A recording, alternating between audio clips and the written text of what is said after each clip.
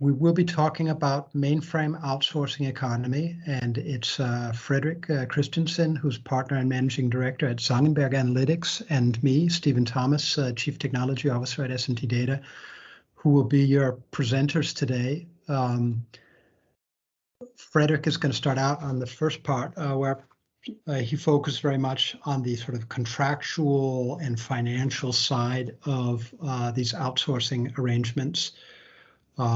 Talking about how to optimize the contracts, sort of what's the current state of the market, how to optimize your contracts, how do the key players out there differ, a little bit about Mips calculation methods and specialty engines like Zip and things like that, but also about mainframe application maintenance.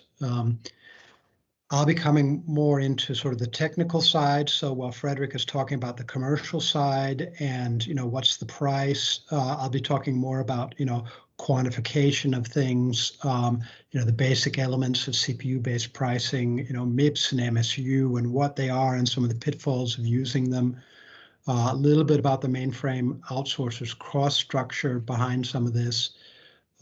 And also some of the various flavors of billing models that we've seen between outsourcers and outsourced customers.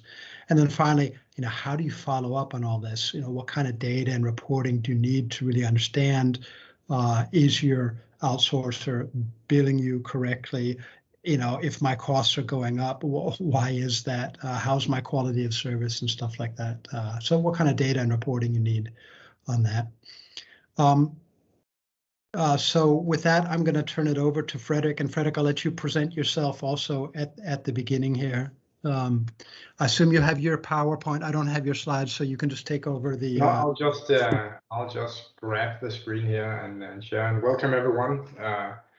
We appreciate so many of you continuing to be interested in some of the findings and cases. And as Stephen said, we sort of represent the price point where SMT, of course, specializes in optimizing the quantities and have been doing that for a long time.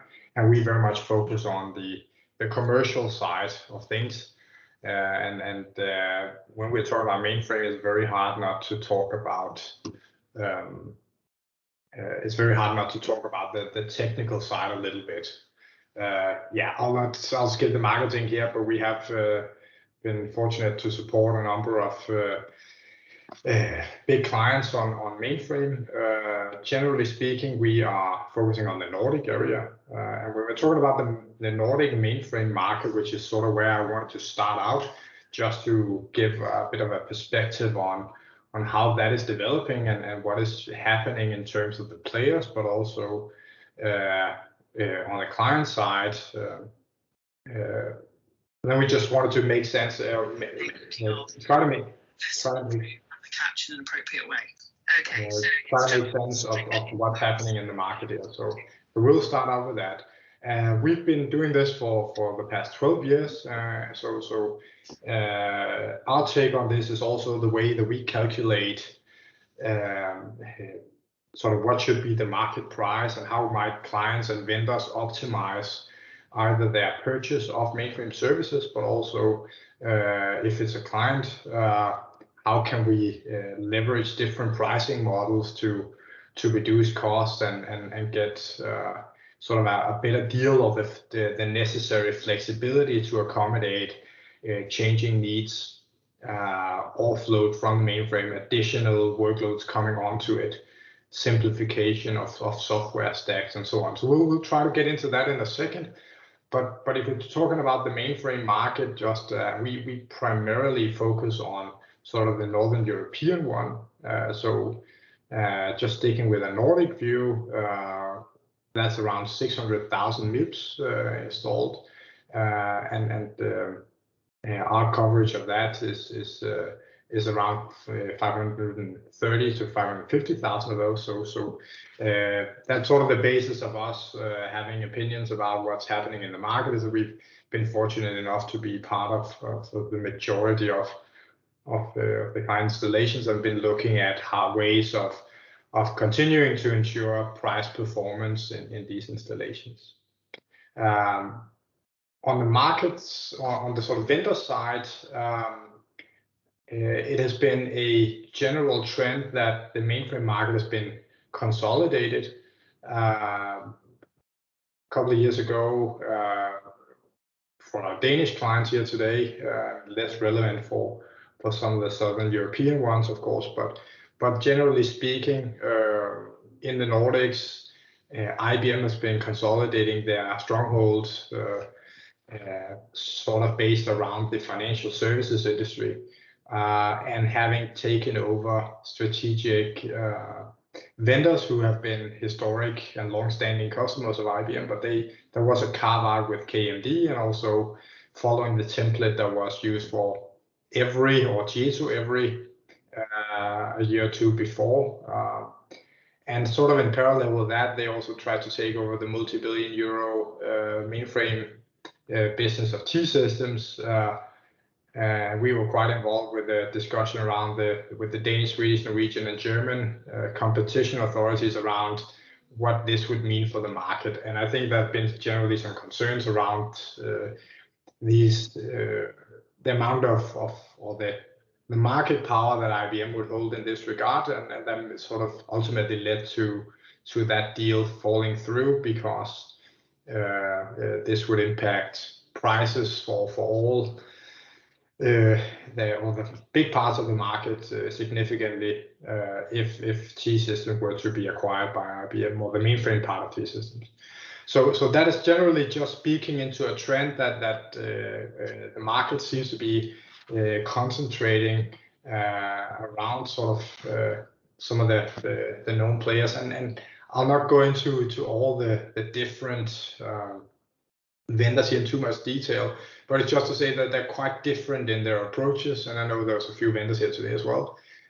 Some focus on the operational side, but generally speaking, emphasis is on ensuring a sound business model revolving around legacy transformations, and that's sort of where the market is going. There are some special cases with particularly here in Denmark, where some of the banks are coming together and operating, creating their own shared operating cooperatives around that.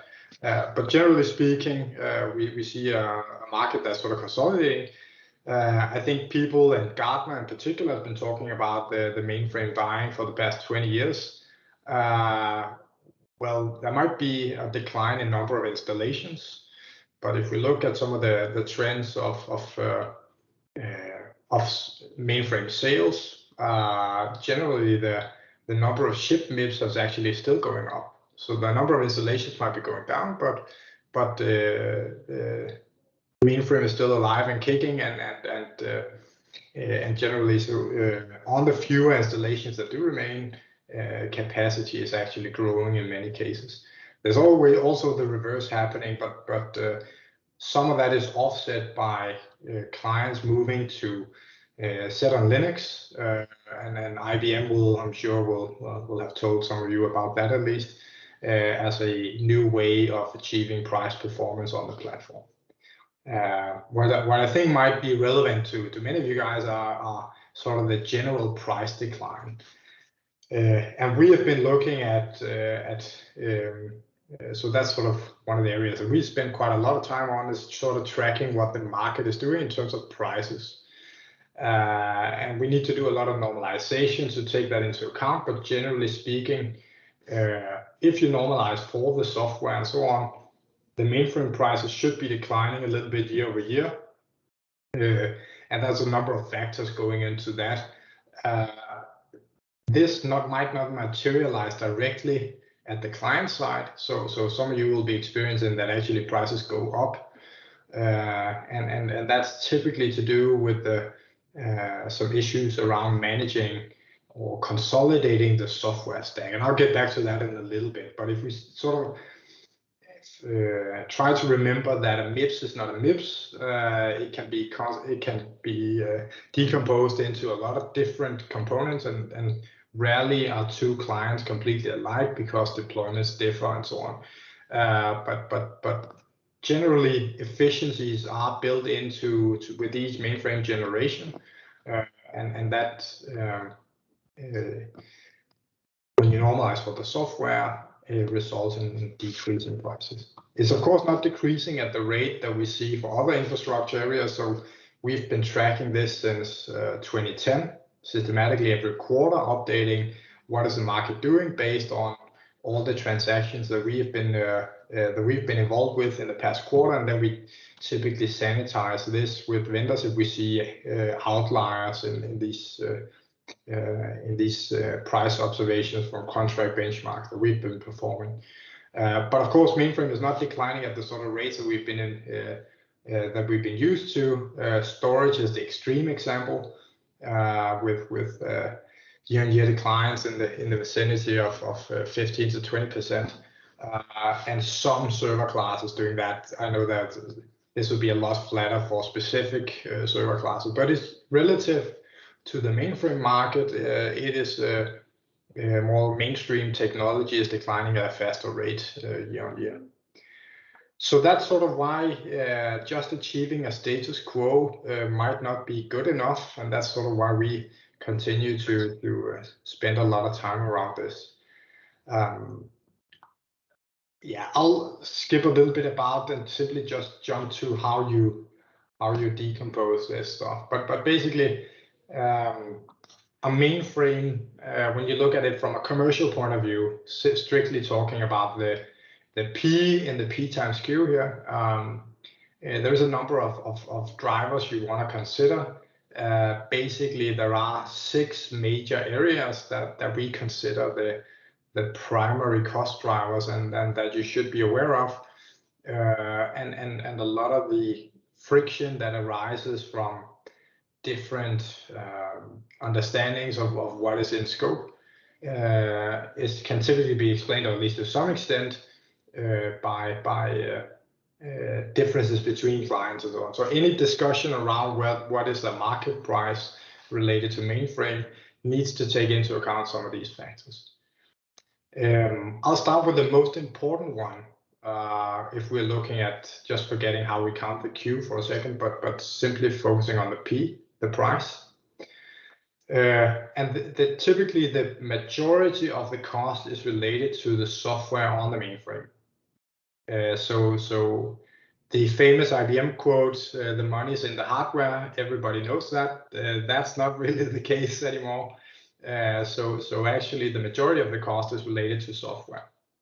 And in this case, it's pretty important to distinguish between sort of what we call 2 different classes of software. One is the standard IBM monitoring tools, ZOS, Keeks, DB2, Mips, if you're using that. And that is sort of what we sort of say is that is the core software.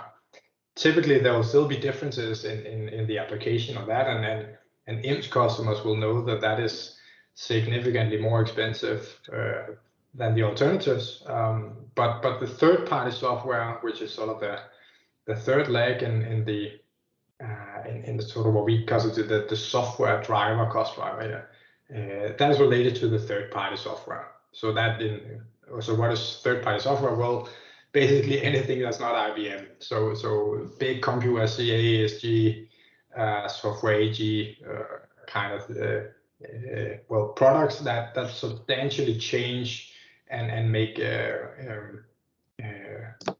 for big differences between clients in terms of what they should be paying.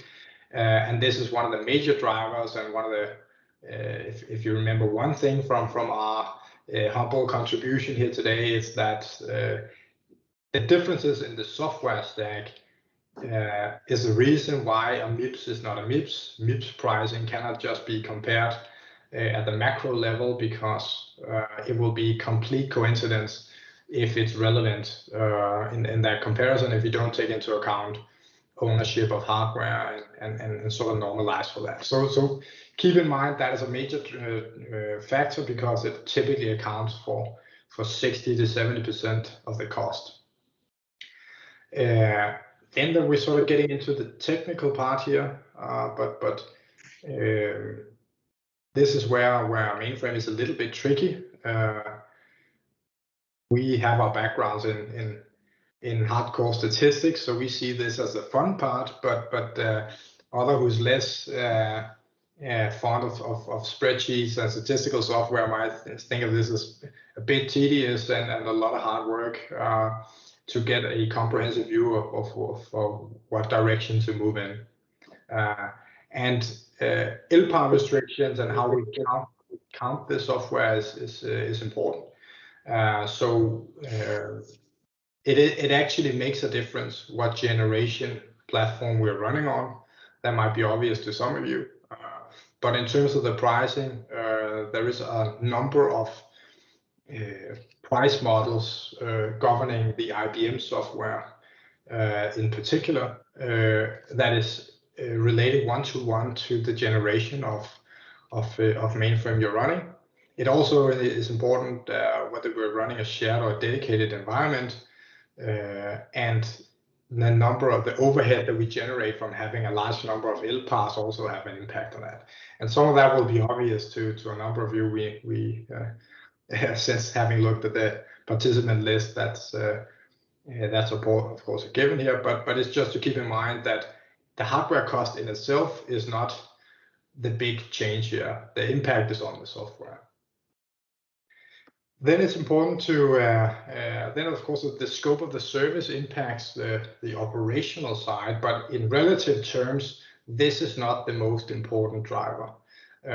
What typically drives a bit of attention anyways is related to sort of the batch part of the operations.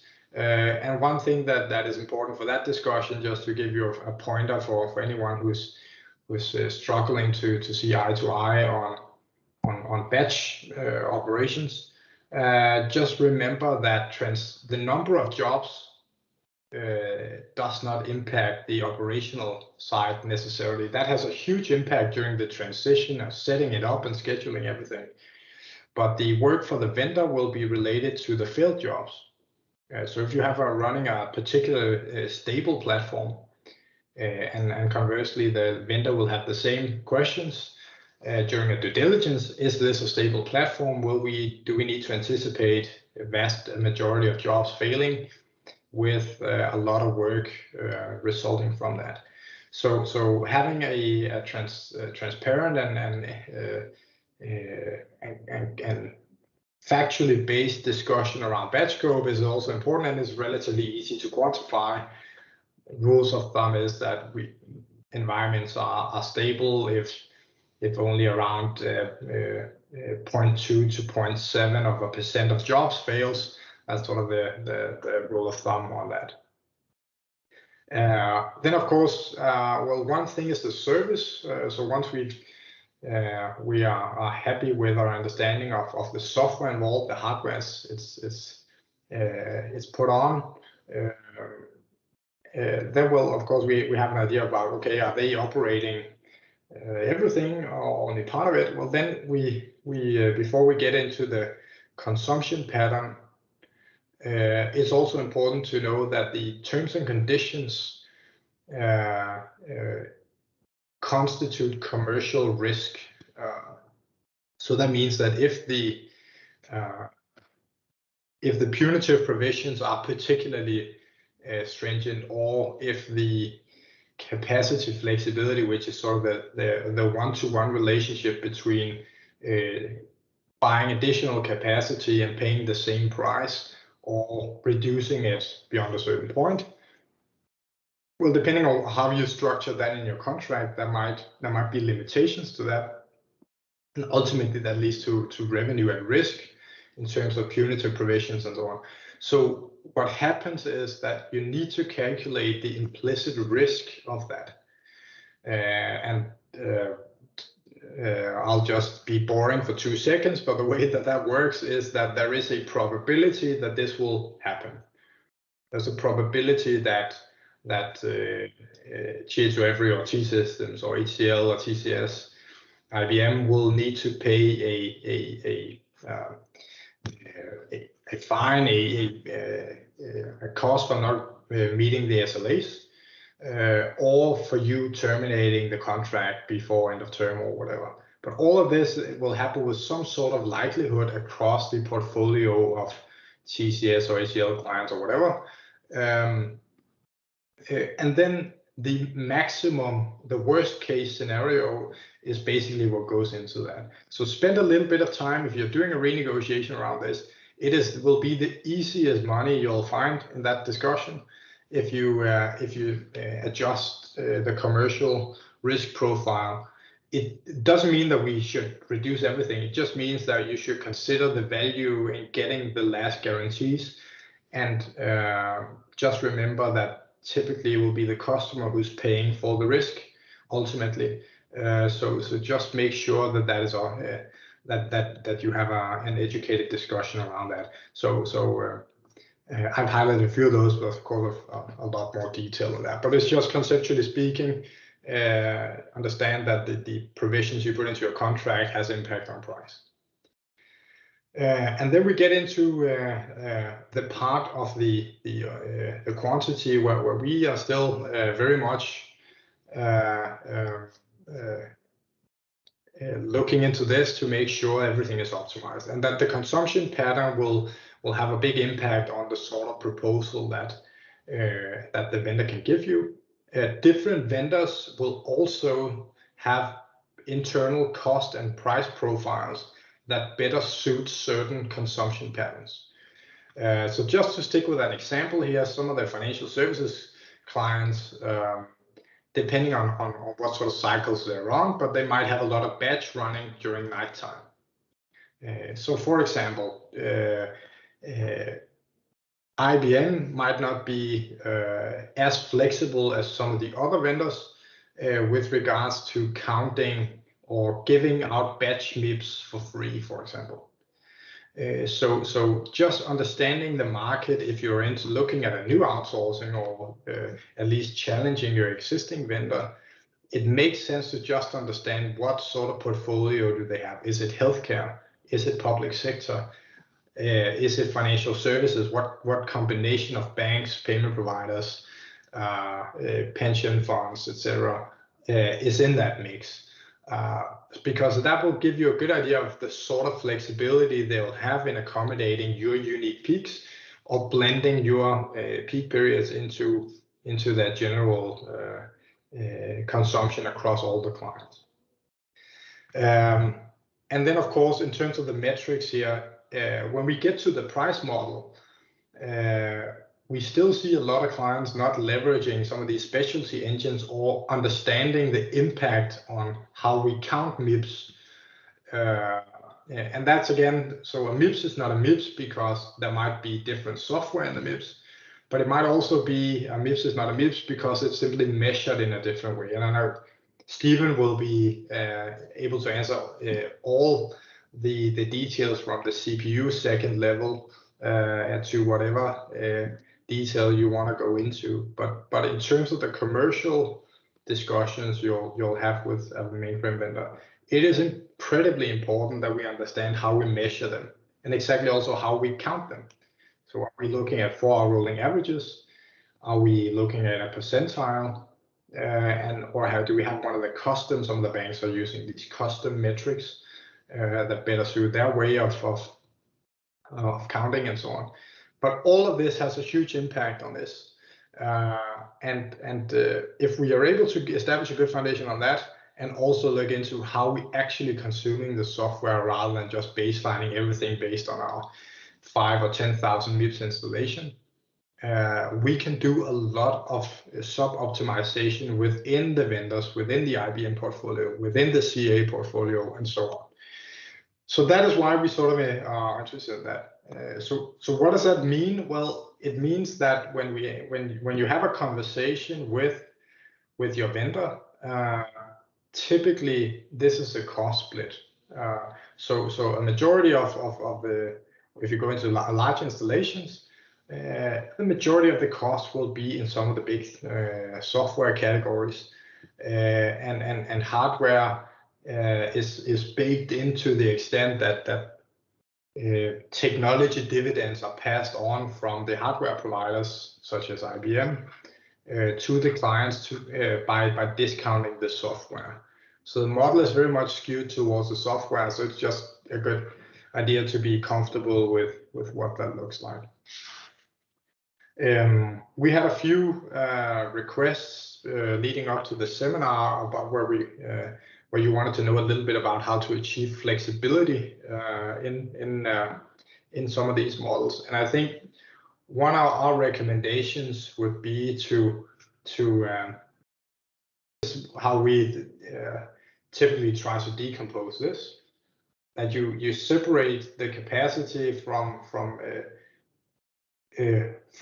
operating the LPAS, and then ultimately separating that from the specific software types, because this gives you the flexibility, regardless of who the vendor is. That gives you the opportunity to if you're offloading or adding capacity, you can track and you can, based on the available data, have a conversation about whether this actually impacts the DB2 fees or whatever might be the relevant thing to discuss.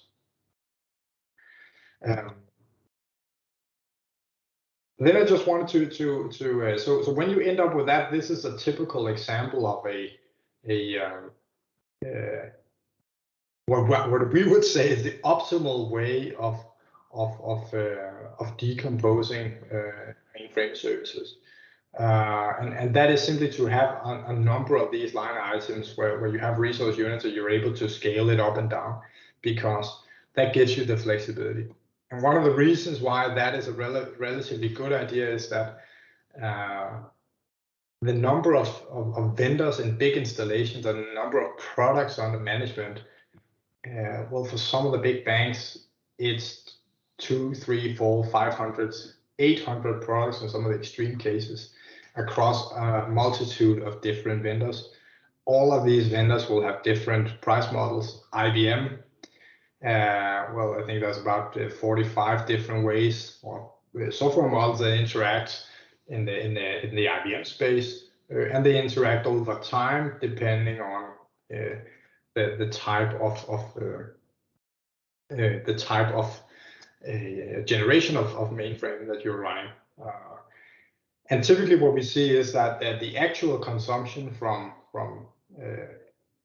SAS Institute or from Beta or Rocket or whatever, that will be a relatively limited number of transactions that are actually utilizing this. And particularly for the big clients, the issue becomes if you're sizing all product categories based on the physical size of the mainframe. And some clients are very sophisticated in investigating this, and others less so. But typically, I think our main message here is to say that you will be surprised how much money is buried in this area, and simply being able to precisely show back how you're using it is incredibly good leverage for the commercial conversation, because you need to look at the vendors as sort of a two-part deal. You have the technical wizards who are coming up with the technical assumptions for the proposal, and then you have the commercial guys, and it's not wise to assume that the commercial team has knowledge of all the optimization levers that you might want to use in your particular installation. So in this case, it makes sense to try to do some of the homework and inject some of these insights into the process and say, well, we'd love for you to provide some of this Rocket software, but it's only one of our subsidiaries who are actually using it. And we can show you here that this is the batch jobs related to the Shadow software in the Rocket software space, and it only accounts for 100 Mips or whatever.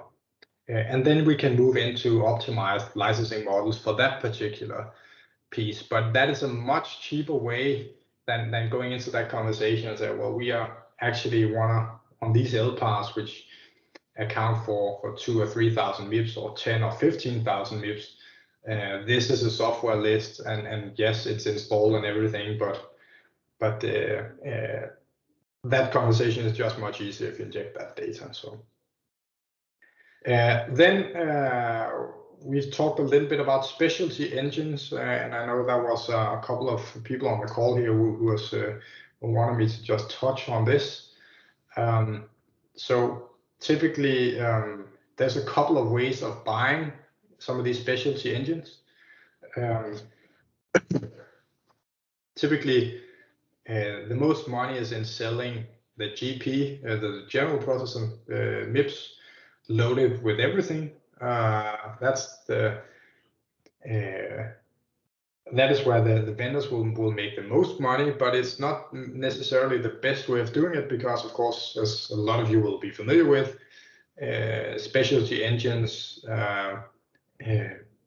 where you're able to exclude the software overheads for those particular eligible transactions and run that through specialty processes. So structurally, what is important? Why are we mentioning this? Well, actually, there are two ways of buying that. So if we are looking at SIP processors, for example, which is the most obvious example here, you can either buy that as a percentage, as we're running here, of CP Mips, and let's just say that was 2,000, and it's a simple 10-20% of the GP Mips price. That is sort of the metric here. Well, there is actually a pretty clear list price for the full engine. So any client who is actually able to use the majority of a SIP engine, it makes more sense to simply buy the processor and pay the maintenance fee a year. So that will, in many cases, if you start having a utilization, reasonable utilization of that is SIP engine, it actually makes more sense paying for the whole engine, because there is no relationship between GP Mips and SIP Mips. Of course, you can establish one as a percentage, but formally speaking, the two don't scale, because you allocate SIP capacity and then you run out of capacity, and then you need to buy another one, right? And the size of those will of course depend on mainframe model classes and so on. But it's just important to let you know that specialty engines are an easy way, or relatively easy way, to dramatically improve costs in some areas.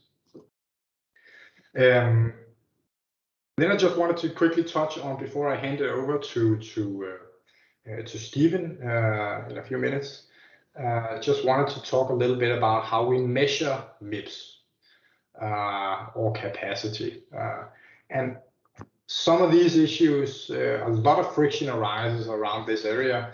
And why is it important? Why we're talking about a 90th percentile during weekdays only, and 8 to 4 p.m. and so on? Well, depending on how we count that and how we are paying for the peak load, the impact can be almost doubling of the capacity. This is a Norwegian client where the impact of having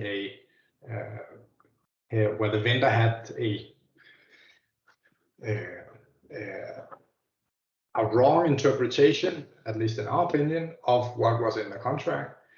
Well, that led to invoicing that was almost double, or in a few extreme months, 3 times the capacity of what was actually in the contract.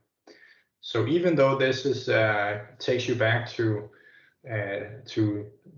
high school math around histograms and calculating percentiles, this is very much worthwhile thing to do.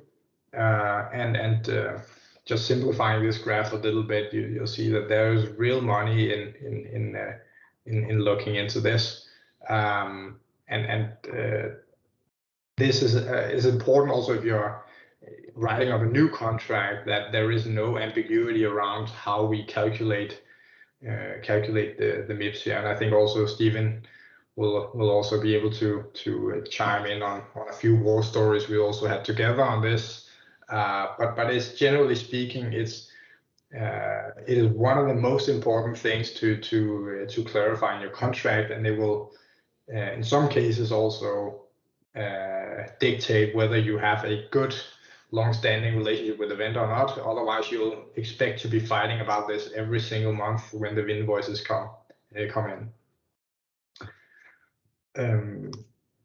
Yeah, I don't know if you have a comment to that, Stephen, but otherwise the last couple of things I wanted to touch on before moving on is that it's very important for clients with big IBM footprints, and I think from the people participating today and have been reaching out leading up to this seminar, IBM costs is a real thing.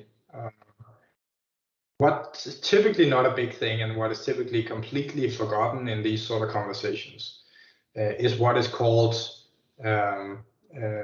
technology dividends. There is completely formalized structure around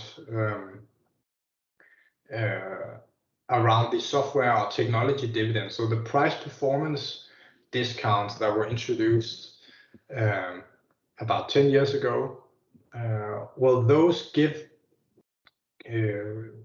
direct discounts for transitioning to Z13 or Z14 or Z15 on the AVLC charges and the regular MLC charges. And these comes in different shapes of sizes depending on what it is. I've just put in here the impact, but it's actually, given that this accounts for 20-30% of the cost profile if you average everything out, these sort of declines may end up becoming quite a lot of money. And the point we just have with this is that this is financing, of course, getting the next big mean black box in the door, which will be the new generation mainframe. But so some of the financing for the vendor will be coming from the software dividends. But if you are actually already paying for that with the hardware lease, so remember back that we had the hardware share, which is basically the lease for the machine at the hardware Mips level per month. Well, then we actually paid for this renewal if there is a refresh obligation in the contract. So just make sure that, of course, it needs to be fair. That needs to be the structure of the contract. But it does make sense to just investigate if you are transitioning from a Z13 to a Z15 or 14. Well, then it makes sense to discuss how are you sharing the benefits, other than, of course, the client will sort of get more throughput for your money. But how are you sharing the software cost decrease that arises from that development? Yeah, and I've included for those of you who are very interested, I have a number of additional slides on this and sort of how that relates. But just keep in mind that this is an important conversation to have before you finalize your discussion with your vendor. Yeah, and then I think this was the rating part, but I know Stephen will probably be talking a little bit about that. But it's just that depending on how you calculate the Mips from MSUs, depending on methodology and so on, that actually has a big impact on the price. And unless it's stipulated in the contract directly, just watch out that you see eye to eye on how to size the mainframe. There is standard practices of doing that, but issues typically arise if you don't completely agree on that. Yeah, I think I'll leave it at that. We also spend a lot of time on how to negotiate that and what are the real what are the things you need to be.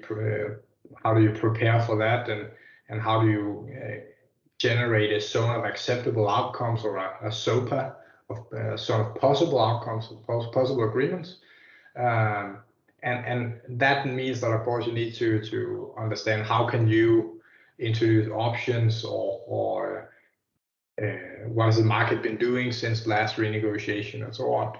That all goes into that, and we are typically also a part of trying to facilitate a factually based conversation around pricing and making it as transparent and as low friction as we can.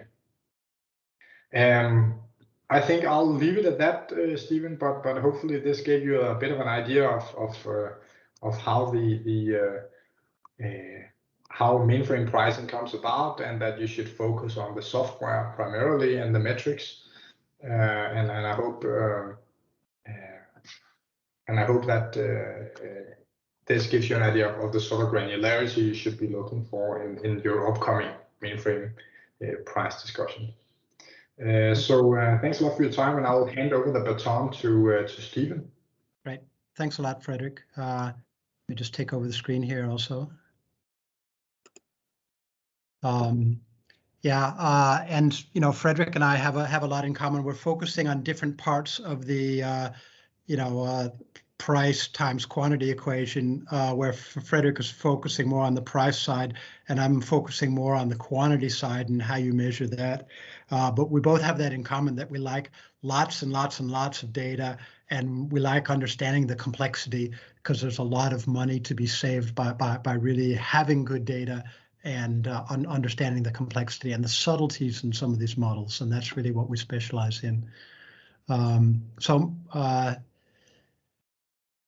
going to cover a little bit of the same stuff that Frederick does, but from a slightly different perspective. To start out, maybe just repeating, that what Frederick says, what are you paying for? Well, it's actually, when you look at your cost, and what the outsourcer has in the way of costs that they need to pass on to you one way or another, it's a lot of stuff. It's CPU, storage, memory, software, backup, all the stuff Frederick went through. What I'm going to be focusing on, though, is the CPU part of it, and this is because often in the billing models from the outsourcer to the customer, they've rolled a lot of these other costs into the CPU. And as Frederick pointed out, this makes it very difficult to compare. If I'm paying X euros per Mips with this outsourcer, and it costs 10% more for Mips at another outsourcer, is that good or bad? Well, it depends a lot on what's rolled into these things. And it's going to depend a lot also on what do you mean by Mips. And that's what I'll be talking a lot about, is, how do you do the calculation? But just, it's worth repeating that, when we talk about CPU pricing, it usually includes some software and some services. As Frederick pointed out, software is going to be about 70% of the outsourcer's cost. So a lot of software is typically going to be included in this.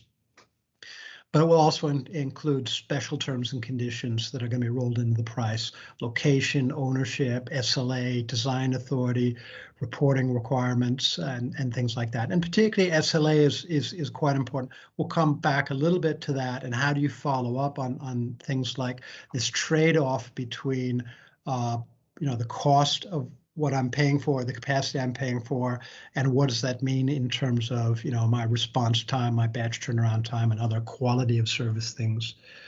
The most important point I like to make is that contracts are often very fuzzy on what units are being billed. So is it CPU seconds? Is it Mips? Is it MSU? And how are those defined? Mips is not Mips. And you'd be surprised at how many outsourced customers, when you ask them to show you in the contract, what they're being billed for, and it's just not there, or what's there is incorrect, or it's very fuzzy. So it's really about how these units are measured and calculated, and ensuring that you have access to good reporting and access to the data that's behind all these calculations, that you can go in and validate themselves, but also to understand, if my costs are growing, why are they growing? And that's a little bit what we're going to talk about today.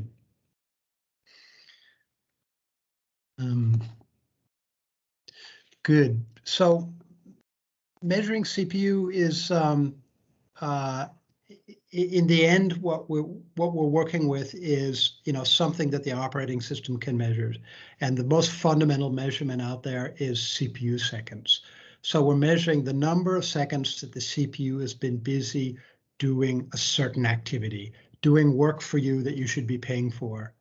Now, this can be measured and reported directly in the SMF, which is just a log record that the mainframe operating system is producing. So it's fairly unambiguous.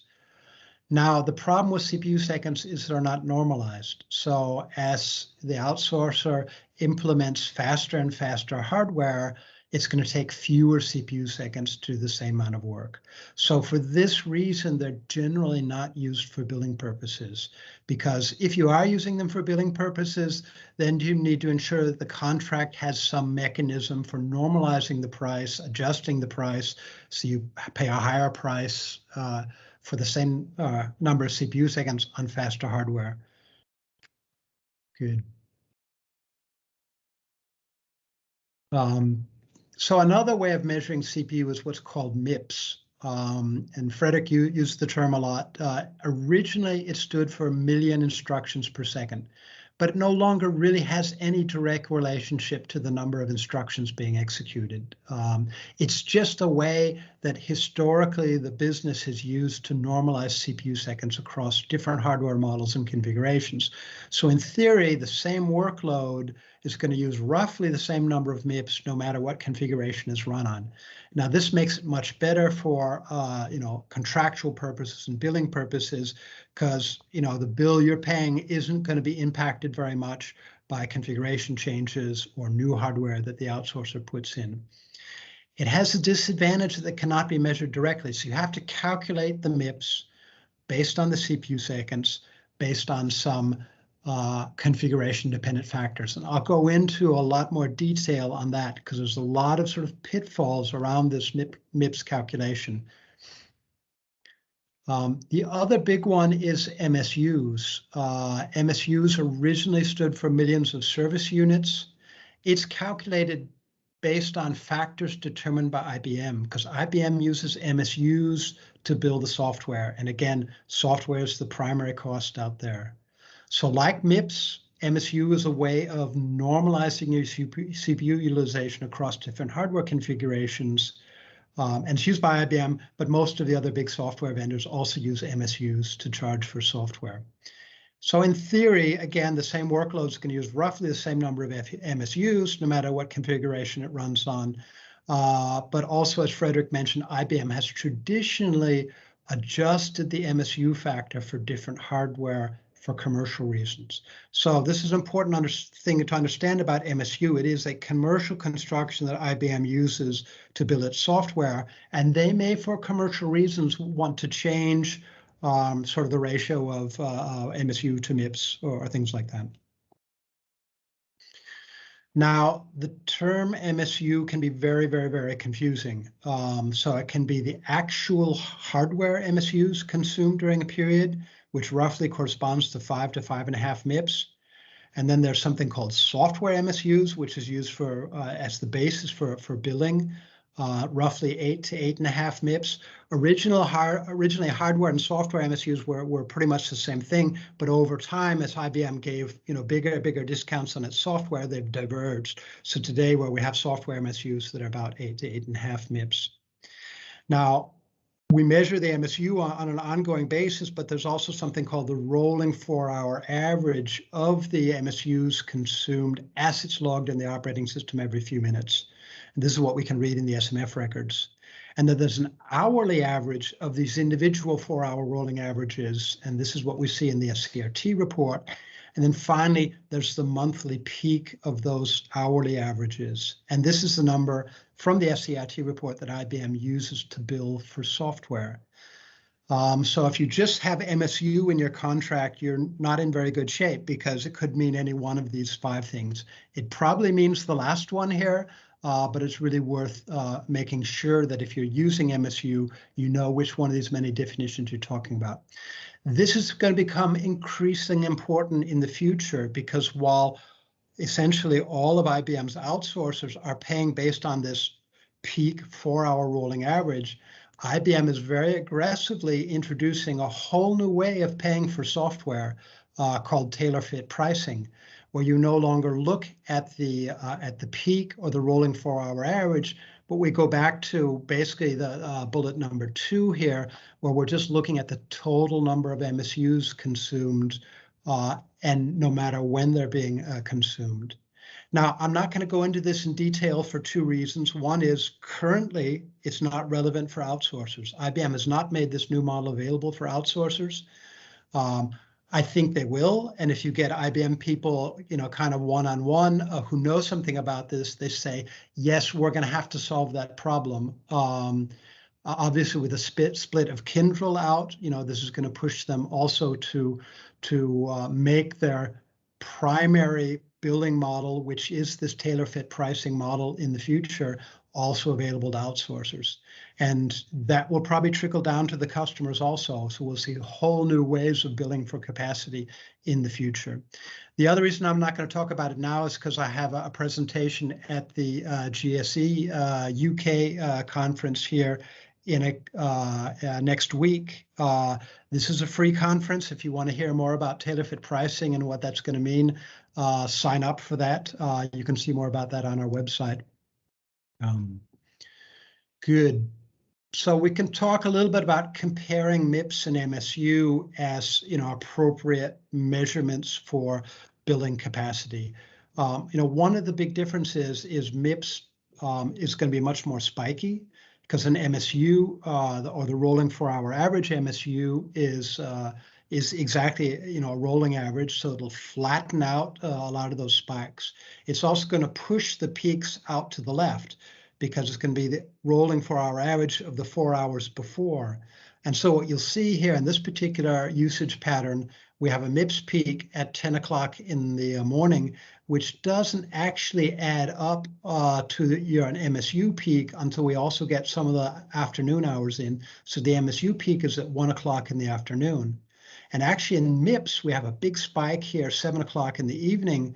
But since it's sort of an isolated spike, we don't see it coming through on the rolling 4-hour average MSU. So there can be very big difference in when your peaks are and how many peaks you have, depending on whether you're using Mips or MSU. So just trying to position these 2 measures relative to each other, for an outsourcing customer as a basis for paying for your capacity. And we certainly see customers who have both of these models. Mips have the advantage that they're directly computed from CPU seconds in a hopefully transparent way. And I say hopefully because you should have it specified in detail in your contract how the Mips are calculated. It's completely independent of IBM's pricing policy and any commercial decisions they might want to make about changing what an MSU is. It applies to CP and ZIP equally, so you can do a Mips calculation on ZIP.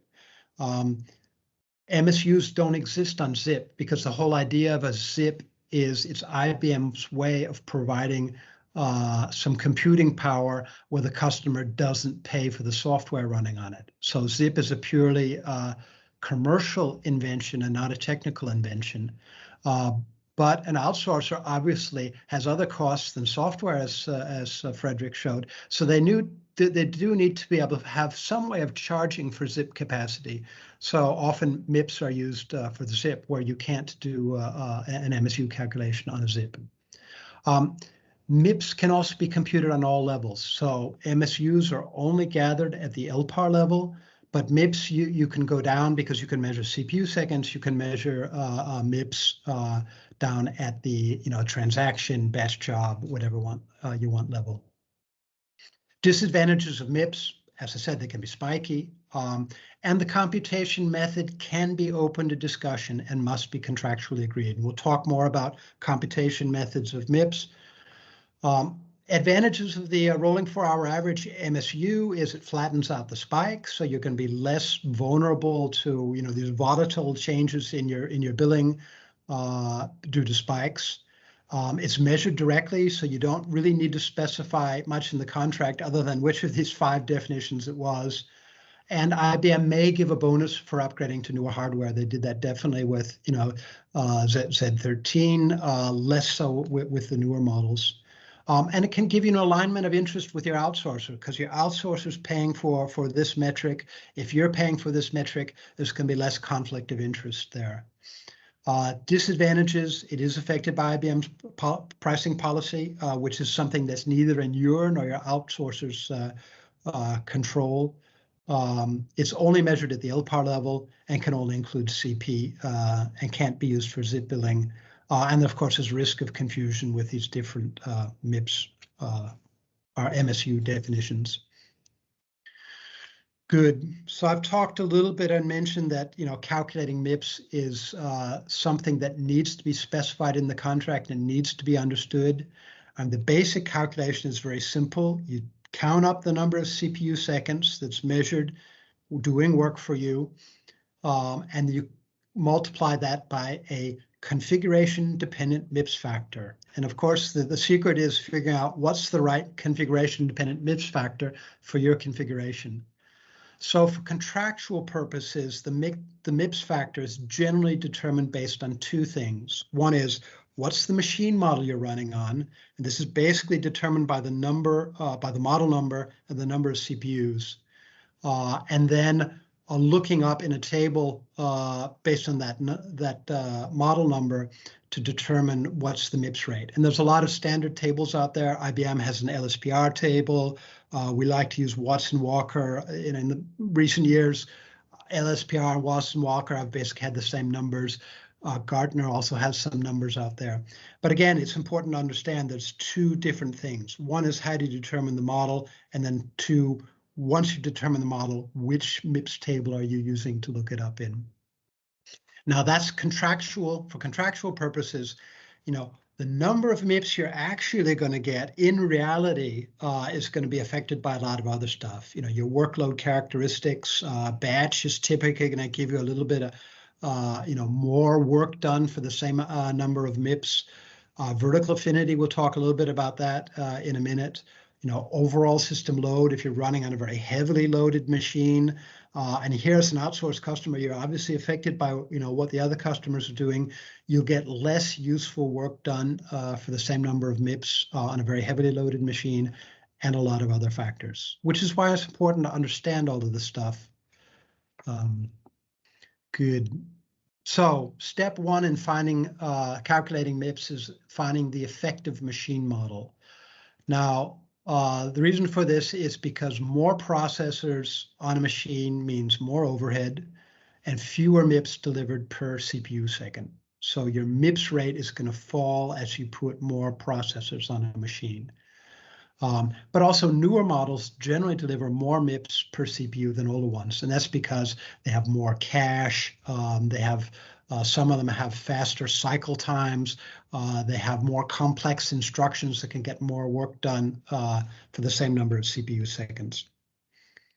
Good. So an example is with Z13, where we're just plotting out the effective Mips rate as you add more processors. And you see, particularly in the beginning, the fall is quite dramatic. You're going from around 1,700 Mips for a single processor machine down to about 800 Mips full of fully configured Z13.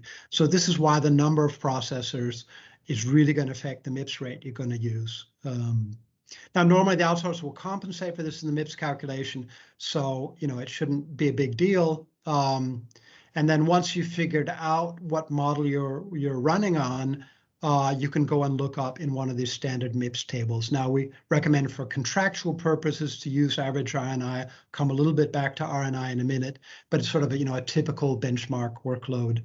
And here we can see well, per processor, this particular model is going to deliver about 1,071 Mips. Good. And then we can plug this into the calculation. Normally for billing purposes, we talk about, average Mips per hour. And this is calculated then by the number of CPU seconds doing useful work for you during that hour, divided by 3,600 seconds in the hour, times the number of MIPS per processor. So if we had 1,000 CPU seconds in the Model 13 733 we were just looking at, you do the calculation and you would be paying for 297.5 MIPS. But you can see how sensitive this is if we use a different, MIPS rate. If we were running on a different model, we'll get a different result out of this calculation. So some best practice, the most important one is have a clear definition of MIPS in your contract.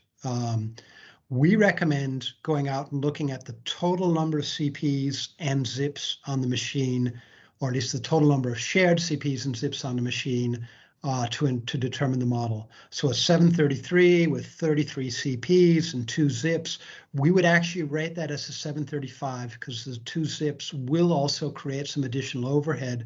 So we would take the MIPS rate for a 735. And obviously you're going to ignore any processes that are dedicated and offline. Now, this is a controversial topic. I think everybody agrees the zips do give some overhead. There's a lot of discussion about whether they count as much as a CP, but at least it's something very important to have specified in your contract, whether the zips are included or not.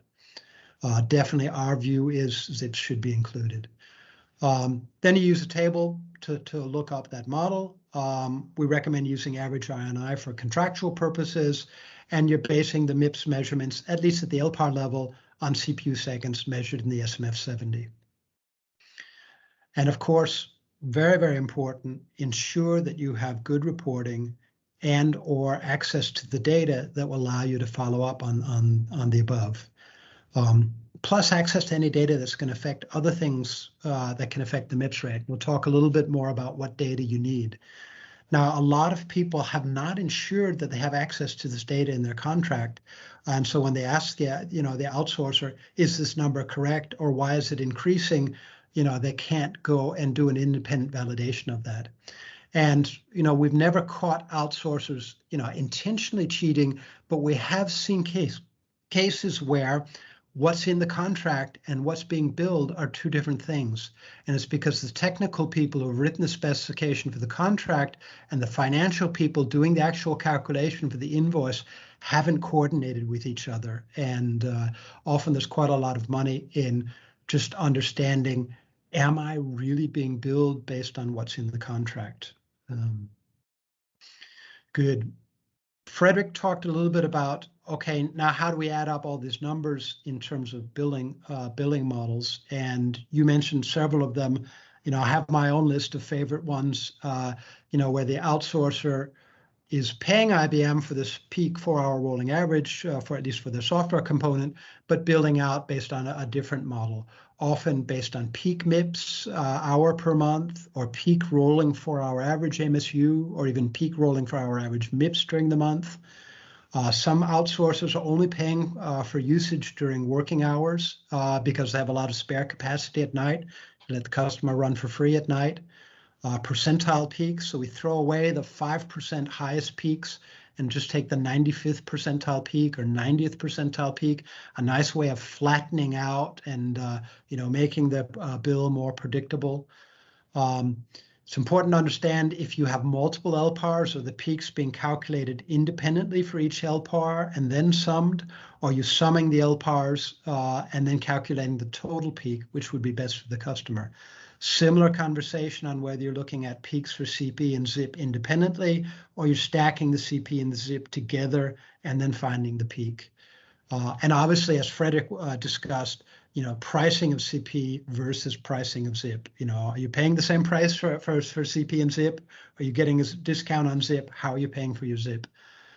Fixed capacity is another one, often based on weight. So a customer will, rather than paying for the utilization, be paying based on a soft capping or a group capping or something like that, or just the configuration of their LCPs or the guaranteed capacity on the LCPs. Total or average usage during the month. Bands, which is you commit to a certain amount. If you use too much, you pay a little bit more. If you use too little, you pay some more. And of course, all kinds of combinations of these. And again, it's very important that these mechanisms are well defined in the contract. And this is another area we see, that there's, one sentence describing this, but the actual specification of how the mechanism works is often quite unclear. So some best practice on billing models, I encourage people to work towards an alignment of interest with the outsourcer. If you understand your outsourcer is paying for their rolling 4-hour average peak, and you're paying for something completely different where your utilization, isn't really mapping well with their costs, then that's going to cause some conflicts. Ensure transparency through access to data and reporting. I mean, you should be able to sit down with reports based on the SMF70 or the other SMF types and look at this and agree with the outsourcer on what's going on in your systems. Understanding your usage patterns when you're considering alternate billing models, and obviously avoiding complexity that doesn't add value. We've seen very, very, very complex billing models between an outsourcer and a customer. Sometimes it takes 4 or 5 pages just to specify how the bill is just the CPU bill is calculated, and often that complexity is only creating confusion and not really creating any value for the customer or for the outsourcer. And of course, you need to understand the relationship between cost and quality of service. And for almost all the customers we've met, good, reliable service and good response time, good batch turnaround time is going to be more important than saving a little bit of money. So you don't want to get in a situation where you're working so hard to save, those last euros that it ends up impacting your quality of service. And there's going to be some trade-offs between cost and quality of service that you can make, but most of them your outsourcer is going to be making for you. So it's really important to have good access to data and a good dialogue with your customer so you understand the trade-offs that the outsourcer is making there. Good. And this is really all about following up. So it's about having access to the data or having access to reporting so that you can follow up on your outsourcer, because you can outsource the work. You can outsource some of the complexity, but you can't outsource the responsibility for understanding what's going on. And that's what we see as a lot of customers, they outsource the mainframe, they send off all their technical staff to the outsourcer, and they're left, getting a monthly bill, and they see that bill increasing, and they have no idea what's going on anymore. So it is important to stay in control. And so I'm going to take you through some of the basic information you'll want as a customer to stay in control. One is understanding the overall machine configuration. Think about this as you're in a big building, you have some office space in that building, you have an interest in understanding how big the building is, how many other people are going to be competing with you to get on the elevator in the morning and stuff like that. So you need to understand, what's the hardware model you're running on. And you can see this in all this stuff in the SMF70. Because without the hardware model, you can't determine the Mips rate. You can't figure out if the Mips rate is being calculated correctly. You need to see the total number of processors, CPs, and ZIPs to determine the Mips rate. You need to see the total weight of all the LPARs on the machine to determine your guaranteed capacity. Because one thing is you might be able to, if the outsourcer has extra capacity, to use more than your guaranteed capacity, but it's important for you to know what your guaranteed capacity is. And this is, again, getting back to quality of service. And of course, any group capping that's going on, you need to understand, because that's going to affect your maximum capacity. Particularly, and we don't see this very often, but it does happen sometimes where outsourcers combining multiple customers in one group capacity limit, where suddenly what capacity you have available is going to be affected by what some other customer is doing. And that's a situation you obviously want to avoid. So that was, understanding the box you're running in. You obviously also need to understand your own LPAR, your own slice of that box, or the LPARs you're running in, number of logical processors on that LPAR, CPs and ZIPs, because this will help determine, not only what your maximum available capacity is, but also what your guaranteed capacity is, but also lets you look a little bit at how much is your outsourcer overcommitting the physical processors. So how many times have they sold the same physical processor as a logical processor? Your LPAR weight, which is going to determine your guaranteed capacity. If everybody's out there on the machine trying to use their capacity, there's a certain amount of it you're guaranteed to get. You need to understand what that is, even though it may not happen very often. And obviously any capping going on, this will determine what your max capacity is. And you want to be able to use that together with the outsource, because maybe you want to say, okay, I'm being billed based on my peak utilization. I want to have some capping on my test LPAR because I want to make sure that's not contributing to my peak more than a certain amount. You can also look at zip eligible. Now, zip eligible, the way the system works is if you have a zip processor out there, anything that's eligible to run on a zip will run on that zip. But if you don't have enough zip capacity, then it's going to spill over and run on a CP. And that's probably going to cost you a lot more money. So you want to be able to look over the shoulder of the outsourcer and check, do I have stuff that, first of all, how much am I running on the zip? But how much of what could have run on a zip is spilling over and running on a more expensive CP? And here we see a clear example on the blue LPAR, where it's running up to full capacity, basically one processor on the zip, but there's a lot more zip work to be done, and so it's spilling over and running on a CP for this period. Now, obviously, if you're being billed on peak, this is really only interesting during the peak hour. But it's very important to be able to follow up on this. Vertical affinity is another one that's important to follow up on. Now, vertical affinity is your LPAR will be dispatched on a particular processor, and it will fill up the cache with your data, and at some point in time, it'll get swapped out. And when you come back, if you have an affinity to come back to the same processor, you're more likely to find your data in your cache. You'll waste less cycles refreshing that data, and you'll get more work done per CPU.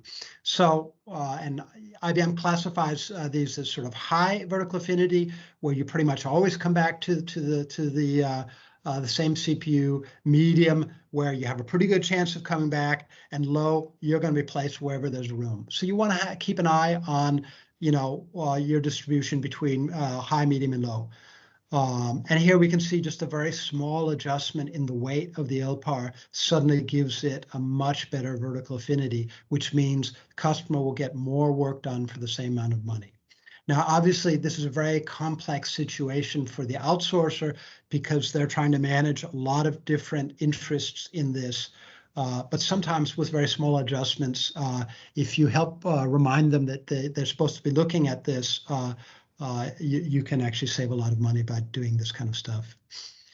Monitoring your RNI. Now, RNI, I won't go into depth on this, but this is just a way of measuring your, it's called relative nest intensity. It's how deep you're going into the cache or the memory to find your data. So high RNI is going to give you a lower sort of Mips utilization. So you'll be paying more to get the same amount of work done for higher RNI. And, we can, kind of break that down in terms of how deeply into the cache are we going to find our data.